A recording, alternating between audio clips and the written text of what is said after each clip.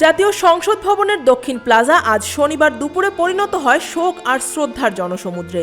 জুলাই গণ অভ্যুত্থানের সম্মুখভাগের যোদ্ধা ও ইনকিলাব মঞ্চের মুখপাত্র শহীদ শরীফ ওসমান হাদিকে অশ্রুসিক্ত বিদায় জানাতে সেখানে জড়ো হন লাখো মানুষ।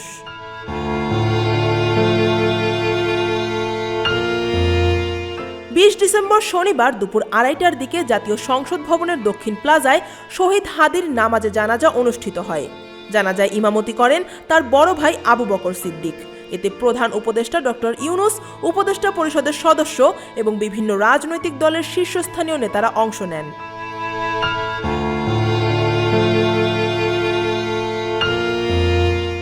নামাজে জানাজাকে কেন্দ্র করে সংসদ ভবনের দক্ষিণ প্লাজা ও আশেপাশের মানিক মিয়া এভিনিউ এলাকায় বিপুল সংখ্যক মানুষের সমাগম ঘটে। নির্ধারিত স্থানে জায়গা না হওয়ায় অনেক মুসল্লিকে সড়কের ওপর কাতারবন্দি হয়ে জোহরের নামাজ আদায় করতে দেখা যায়। দুপুর 1:30টার দিকে জানাজা শুরুর আগেই সংসদ ভবনের চারপাশের সড়ক, ফুটপাত ও খোলা জায়গা কানায় কানায় পূর্ণ হয়ে যায়।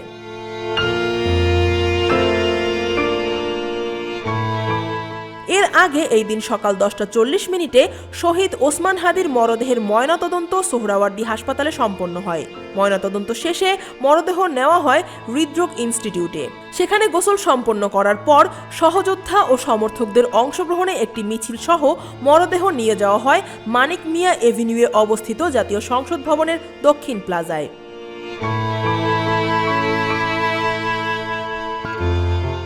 জানাজা স্থলে লাখো মানুষের উপস্থিতিতে পুরো এলাকা জনসমুদ্রে পরিণত হয়। শোকাহত মানুষ শহীদ হাদিকে শেষ বিদায় জানাতে দলে দলে সেখানে উপস্থিত হন।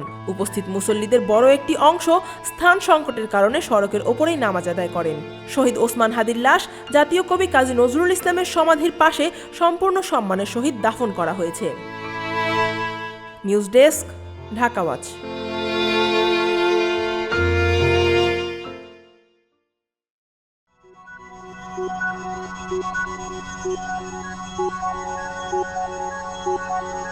Thank you.